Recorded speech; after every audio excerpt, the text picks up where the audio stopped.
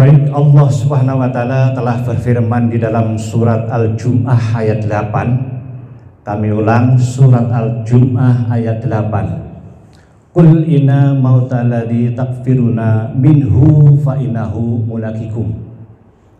Qul, katakanlah, inna, sesungguhnya maut adalah kematian.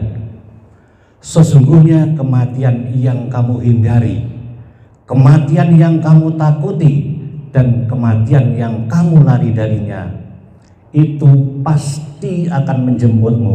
Kematian itu pasti akan merenggutmu, dan kematian itu pasti akan menghampirimu.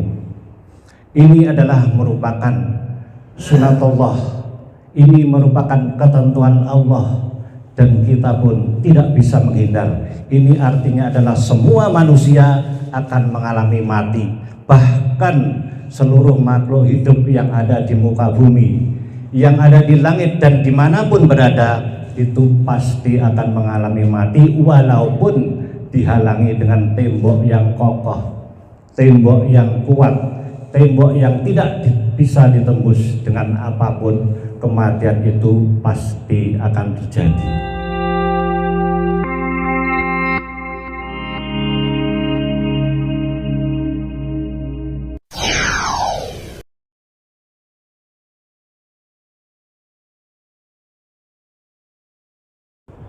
Assalamualaikum warahmatullahi wabarakatuh.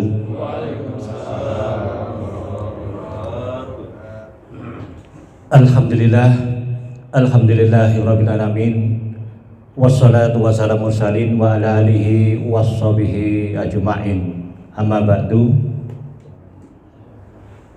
Faqad qala Allah Ta'ala fi Al-Qur'anil Karim, a'udzu billahi minasy syaithanir rajim, bismillahirrahmanirrahim. Qul inna mautalladzi takfiruna minhu fa innahu mulaqikum wa alladzina asabathum musibah qalu inna lillahi wa inna ilaihi raji'un. Shadaqallahul adzim.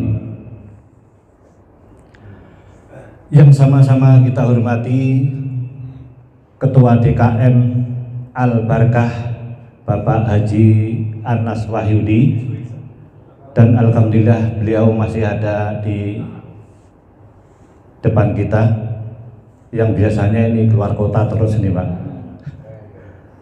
Mungkin tahu kalau Pak Asnawi mau ngisi kultum. Dan juga yang kami hormati dan saya banggakan guru-guru kami, Bapak Budi Ayat, Bapak Haji Haryanto, Bapak Haji Perbowo, dan juga Bapak Haji Wahyono, Bapak Arafat, Bapak Haji Suryansah, dan juga Bapak Haji Ahmad Kahidir, yang ini biasanya juga keluar kota terus Pak. Ini biasanya ke pondok pesantren di daerah Banten Anyer. Dia bilang begitu, tapi kenyataannya kita nggak tahu ya Pak, sana mungkin rekreasi, itu pun setiap hari Minggu.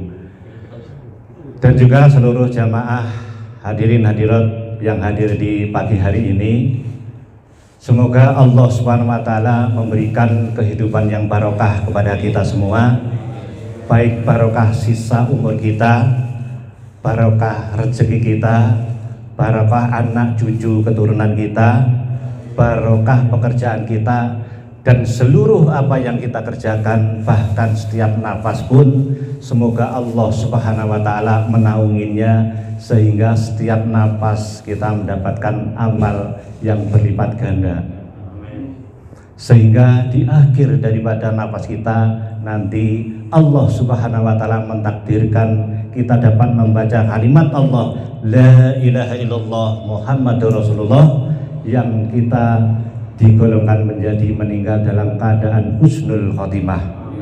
Kenapa mesti kita bercita-cita menjadi husnul khotimah? Karena Allah Subhanahu wa taala akan memberikan suatu kenikmatan hidup di alam kubur, kenikmatan hidup di alam barzah, yang itulah yang akan menggambarkan dan mencerminkan kehidupan kita yang sebenarnya, yaitu di akhirat nanti, di surganya Allah yang selama-lamanya bahagia. Amin ya Allah ya rabbal alamin. Insyaallah kita semua di sana nanti bertemu dalam keadaan bahagia. Amin ya Allah rabbal alamin. Sebelum kita memulai, kita selalu membiasakan terlebih dahulu untuk selalu bersyukur kepada Allah Subhanahu wa taala atas seluruh rahmat dan nikmatnya yang telah diberikan kepada kita semua. Baik itu nikmat Islam dan nikmat iman, dan kedua nikmat inilah harus kita jaga dengan sebaik mungkin. Artinya jangan sampai terputus di tengah jalan sebelum kita meninggal. Karena kedua nikmat inilah yang membawa kita dari rumah sampai ke rumah Allah Al-Barakah ini. Dan kemudian juga nikmat-nikmat panjang umur, nikmat sehat jasmani dan rohani, nikmat kita masih dapat berkumpul dengan keluarga kita, dengan istri, dengan anak, dan juga kita dapat berkumpul dengan saudara-saudara kita seperti di pagi hari ini. Dan masih banyak nikmat-nikmat yang tentunya kita kadang-kadang lupa untuk mensyukurinya. Oleh karena itu pada kesempatan waktu yang sedikit ini, marilah kita syukuri dengan membaca hamdalah. Alhamdulillahirabbil alamin. Semoga Allah Subhanahu wa taala akan menambah kenikmatan-kenikmatan yang telah kita terima ini. Teriring salam dan sholawat tercurah kepada surga kita, junjungan kita, pemimpin kita dari dunia sampai di akhirat, yaitu tak lain adalah Nabi besar Muhammad Sallallahu Alaihi Wasallam, baik pada keluarganya, sahabat-sahabatnya, kepada tabi'in, kepada pengikutnya, juga termasuk kepada kita semua yang khususnya yang pada hari ini masih beristiqomah untuk melaksanakan sholat subuh di Al-Barakah ini. Amin ya Allah ya rabbal alamin. Baik, Allah Subhanahu wa taala telah berfirman di dalam surat Al-Jum'ah ayat 8. Kami ulang, surat Al-Jum'ah ayat 8. Qul inna mautalladzi takfiruna minhu fa innahu mulaqikum. Qul, katakanlah, inna, sesungguhnya maut adalah kematian. Sesungguhnya kematian yang kamu hindari, kematian yang kamu takuti, dan kematian yang kamu lari darinya, itu pasti akan menjemputmu. Kematian itu pasti akan merenggutmu, dan kematian itu pasti akan menghampirimu. Ini adalah merupakan sunatullah, ini merupakan ketentuan Allah, dan kita pun tidak bisa menghindar. Ini artinya adalah semua manusia akan mengalami mati. Bahkan seluruh makhluk hidup yang ada di muka bumi, yang ada di langit dan dimanapun berada, itu pasti akan mengalami mati, walaupun dihalangi dengan tembok yang kokoh, tembok yang kuat, tembok yang tidak bisa ditembus dengan apapun. Kematian itu pasti akan terjadi. Kematian yang kita takuti, kematian yang kita hindari, ini pasti akan terjadi kepada kita. Cuman waktulah yang akan membedakan kita. Kita ingat jamaah Al-Barakah sudah berapa banyak yang telah dipanggil oleh Allah. Bulan yang lalu jamaah Jumber, ya Pak Budi, telah dipanggil oleh Allah. Bahkan minggu-minggu yang lalu tetangga kita juga ada yang dipanggil oleh Allah. Kemudian yang menjadi pertanyaan, kapan kita dipanggil Allah? Mungkin bapak-bapak duluan, saya belakangan, atau saya belakangan, bapak-bapak duluan. Namun itu tidak perlu kita pikirkan, Pak. Yang perlu kita pikirkan adalah kita harus mati dalam keadaan husnul khotimah. Kemudian apa kuncinya? Hanya satu, Pak. Kuncinya kita harus melakukan ibadah sebanyak-banyaknya sesuai ilmu yang kita punyai. Ini ada suatu kisah, Pak, ya. Ada seorang alim yang artinya rajin di dalam ibadah, ya boleh dikatakan ustadz. Nah, Pak Ustadz ini mau melaksanakan ibadah umroh. Kemudian dia bermimpi disuruh untuk mengajak tetangganya, padahal tahu tetangganya itu tidak pernah ke masjid, tidak pernah ke musola. Kemudian Pak Ustadznya juga bingung, ini bagaimana, ini ada mimpi. Kemudian memutuskan, udahlah ini mimpi hanya kembangnya tidur. Kemudian besoknya bermimpi lagi yang sama, disuruh untuk mengajak tetangganya untuk umroh. Pak Ustadznya juga bingung, ini apa? Udahlah, ini mungkin cuman terbawa kepikiran yang mimpi kemarin. Hari ketiganya Pak, dia bermimpi yang sama, disuruh untuk mengajak tetangganya untuk umroh. Kemudian Pak Ustadznya, udah saya coba, saya harus datang, ya ini mungkin sebagai petunjuk. Kemudian Pak Ustadznya datang ke rumah. Assalamualaikum warahmatullahi wabarakatuh. Kemudian bapaknya menjawab, waalaikumsalam warahmatullahi wabarakatuh. Sini Pak Ustadz masuk. Kemudian Pak Ustadznya bilang, sedang apa Pak? Sedang ngopi. Sini Pak Ustadz mau kopi apa teh atau air putih? Ya air putih aja yang ada, silahkan Pak minum. Ya saya minum dulu gitu.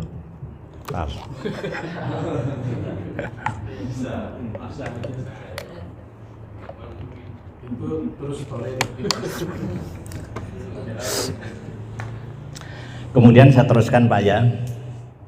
Pak Ustadznya bilang, Bapak, saya kesini yang pertama adalah silaturahim. Insya Allah silaturahim itu dapat memperpanjang umur dan juga dapat mengundang rezeki. Kemudian yang kedua Pak, saya kesini minta doanya karena insya Allah saya mau menunaikan umroh.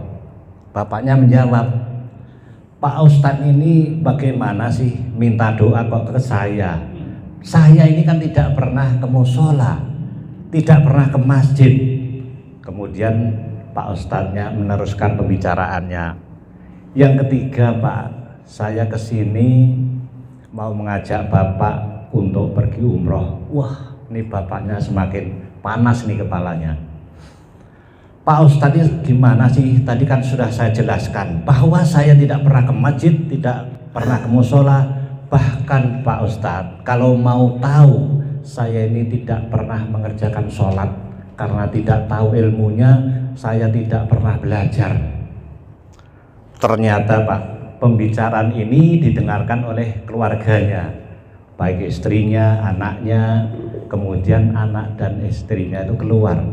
Assalamualaikum warahmatullahi wabarakatuh. Waalaikumsalam Pak Ustadz. Tumben Pak Ustadz mau silaturahim ke sini. Iya Bu, saya ke sini tadi sudah saya ngomong dengan bapaknya. Pertama silaturahim, yang kedua saya minta doanya, insya Allah saya mau ibadah umroh. Kemudian yang ketiga bapaknya ini mau saya ajak umroh. Kemudian istrinya menjawab, alhamdulillah Pak Ustadz, kalau Pak Ustadz mau mengajak suami saya ini senang sekali. Kemudian anaknya juga, ya Pak Ustadz, saya ini mendukung sekali kalau bapaknya ini mau ikut umroh, kalau mungkin Pak Ustadznya tidak keberatan.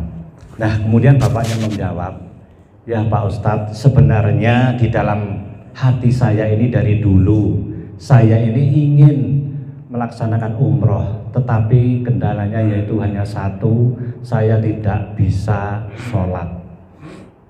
Kemudian Pak Ustadznya bilang, kalau masalah cuma satu Pak, saya siap untuk mengajari sholat. Kita sambil berjalan, kita daftar umroh, insya Allah nanti kita bisa berangkat bareng, cuman berdua. Yang penting Bapak ikutin saya aja. Saya sholat, saya doa.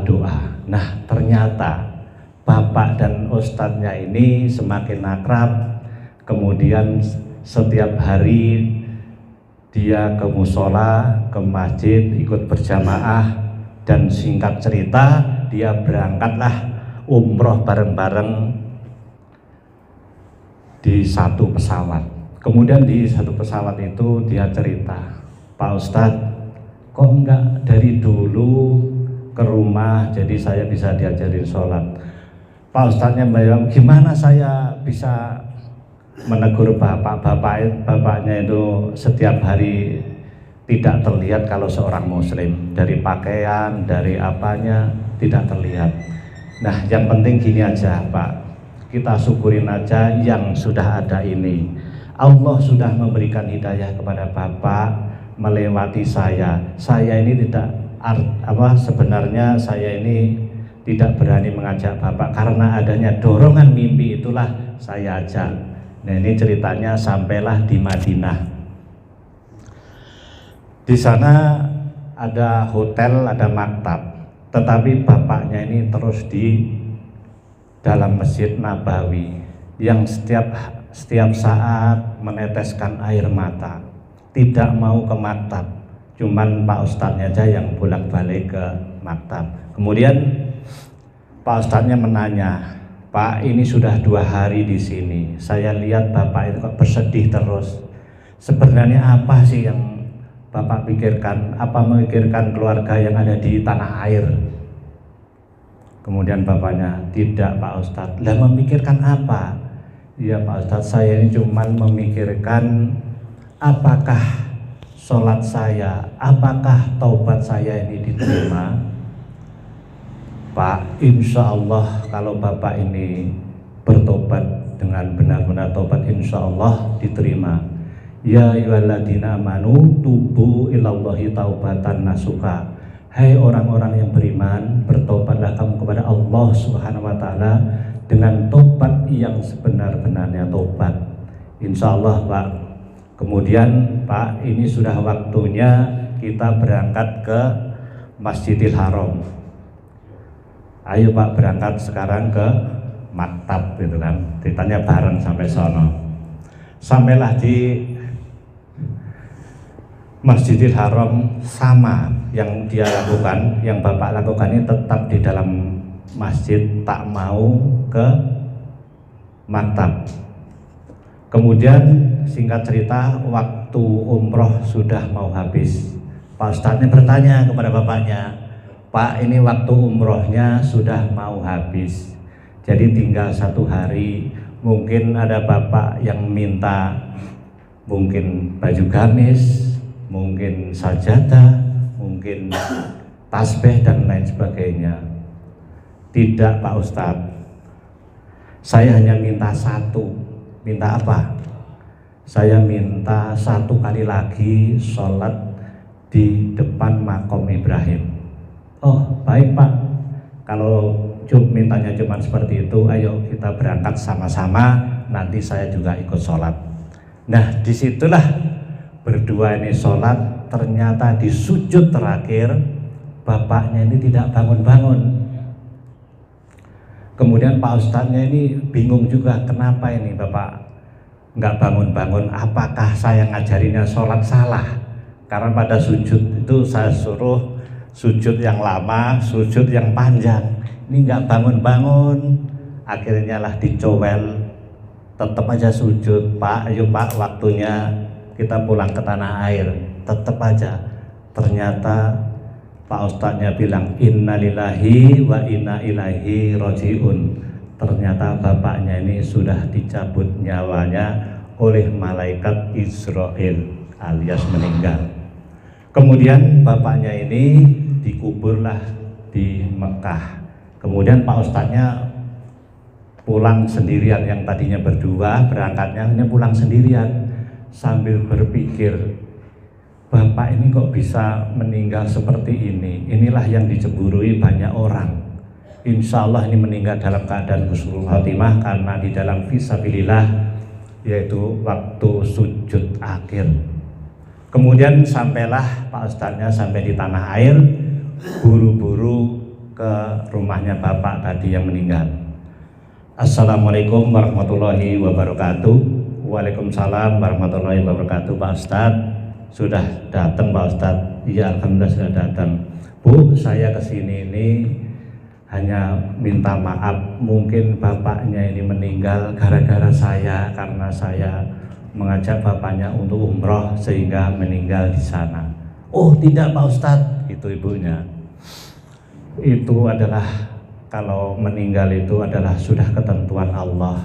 Dan saya justru mengucapkan terima kasih kepada Bapak Ustadz yang mana di akhir-akhir hidupnya suami saya ini bisa bertobat, insya Allah husnul khotimah ya Pak Ustadz. Iya insya Allah. Ya hadirin hadirat para jamaah yang dimuliakan oleh Allah Subhanahu wa taala, seseorang yang telah meninggal dunia walaupun itu sudah husnul khotimah, dia itu masih ada penyesalan. Penyesalan apa? Dia minta dihidupkan kembali di dunia. Untuk apa? Dia ingin sholat tidak, ingin menengok keluarganya tidak, tetapi hanya satu, dia ingin berinfak. Dan ini Allah Subhanahu wa taala telah mengabadikan firman-Nya di dalam surat Al-Munafikun ayat 10. Wa anfiqu mimma razaqna min qabli ayatiya akadakumul maut ayatiya maut wa yaqul rabbi laula qartani ila ajrin qarib fa'asaddaqa wa akum minas salihin.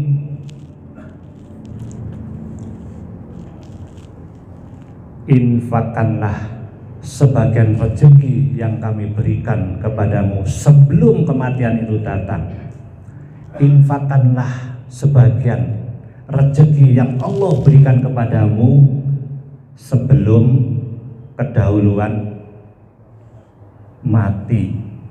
Ini Pak. Kemudian mayitnya menjawab, ya Allah, ya Tuhan kami,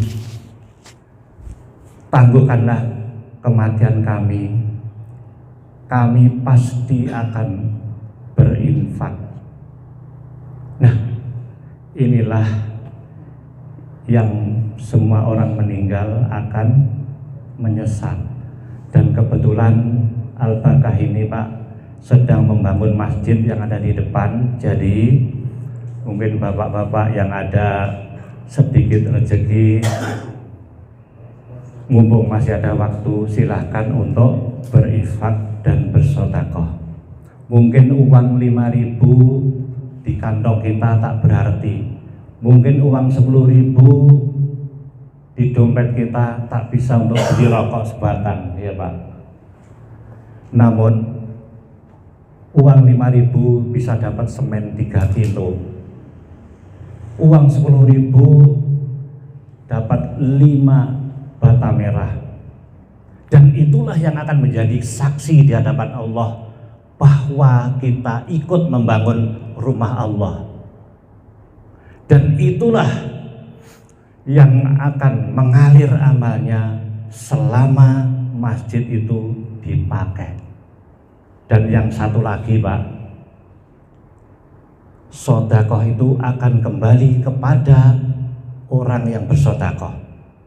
Loh Pak Ustaz, saya dulu bersedekah 100.000 kok sampai sekarang nggak balik-balik. Nah ini, baliknya itu bukan harus uang. Kalau yang kita sedekah balik berupa yang sama, itu akan repot Pak. Kita sedekah semen 1 truk, akan datang ke rumah 1 truk, kan tak jadi repot. Yang jelas sedekah itu akan kembali kepada yang bersedekah. Dan ini pun telah dicontohkan oleh Rasulullah SAW. Pada saat Rasulullah SAW pagi-pagi di rumah bersama istrinya Aisyah radhiyallahu an, ada orang mengetuk-ketuk pintu.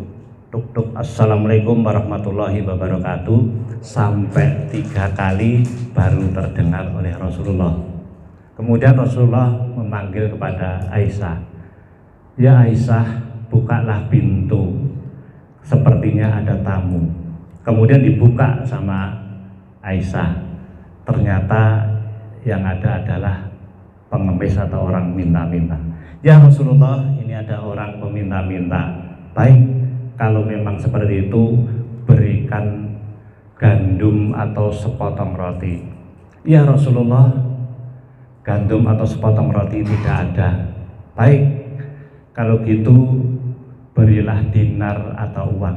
Ya Rasulullah, uang atau dinar tidak ada. Baik, kalau memang keadaannya seperti itu, berilah sorban yang terbungkus yang ada di lemari yang kemarin saya mendapatkan hadiah dari seseorang. Kemudian Aisyah mengambil tapi masih ragu, ini masih baru kok suruh ngasih. Tanya lagi ke Rasulullah, ya Rasulullah, barangnya ini saya kasih kepada orang peminta-minta itu. Ya, kasihkan saja. Nah, begitu dikasih, sang pengemisnya dengan senangnya lari-larilah sampai ke pasar mau dijual. Saudara-saudaraku, siapa yang mau beli sorban dari Rasulullah SAW? Ceritanya gitu. Dari pagi sampai sore tidak ada orang yang menggubris, tidak ada orang yang mau bertanya. Karena apa? Ini tidak mungkin sorban dari Rasulullah dibawa orang pengemis. Ternyata sampai sore itulah terdengar oleh orang buta. Orang buta itu terkenal dengan kaya di pasar itu. Orang itu terkenal mempunyai budak yang banyak. Kemudian orang buta tersebut memanggil kepada budak-budaknya, ya budak-budak, saya mendengar dari telinga saya sendiri tadi ada yang menjual sorban dari Rasulullah.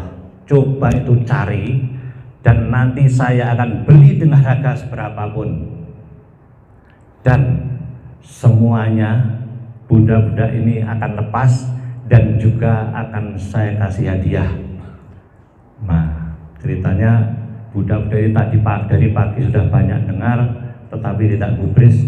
Nah, sekarang mencarilah yang menjual sorban tadi. Kemudian bertemulah sorban tersebut, kemudian disampaikan kepada tuannya. Ya tuan, inilah sorban yang dimaksud, yang katanya tuan mau beli. Iya betul, dengan harga seberapapun akan saya beli. Kemudian dan sesuai janji saya, semua saya akan bagi hadiah. Kemudian semua saya lepas budak saya ini. Semuanya senang. Kemudian sang buta ini mandi. Begitu mandi, sholat. Nah, di dalam sholat itulah dia berdoa, ya Allah, ya Tuhan kami, sembuhkanlah penyakitku buta ini seperti semula melalui media sorban dari Rasulullah SAW. Kemudian dia usap 1 kali, 2 kali, lama-lama semakin terang, bahkan terangnya itu seperti dia sebelum sakit. Kemudian dia sangat bersyukur dengan sembuhnya penyakit ini, kemudian mempunyai niat untuk mengembalikan sorbannya kepada yang punya, yaitu Rasulullah SAW. Dia berjalan mencari kediaman Rasulullah dan akhirnya ketemu. Assalamualaikum warahmatullahi wabarakatuh. Waalaikumsalam warahmatullahi wabarakatuh. Ya Rasulullah, saya ini dikenal orang di pasar, orang yang kaya, orang yang buta, dan orang yang mempunyai budak banyak. Dan saya pada saat ini adalah disembuhkan oleh Allah Subhanahu wa taala melalui media sorban Rasulullah. Oleh karena itu, dengan syukur saya ini, sorban ini saya kembalikan. Ceritanya begitu. Terus kemudian Rasulullah memanggil kepada Aisyah, ya Aisyah, inilah sorban yang kita kasih kepada orang pengemis itu, dan inilah sebagai contoh bahwa infak sedekah itu akan kembali kepada orang yang sedekah. Nah, hadirin hadirat para jamaah yang dimuliakan oleh Allah Subhanahu wa taala. Mungkin yang dapat kami sampaikan hanya itu ya, karena waktu mungkin bapak-bapak masih banyak yang perlu dikerjakan, dan saya terima kasih atas perhatiannya dan mohon maaf atas segala kekurangannya. Tentu yang benar adalah datangnya dari Allah Subhanahu wa taala. Mari kita tutup dengan doa kafaratul majelis. Subhanaka Allahumma wa bihamdika asyhadu an la ilaha illa anta astaghfiruka wa atubu ilaik. Assalamualaikum warahmatullahi wabarakatuh. Waalaikumsalam.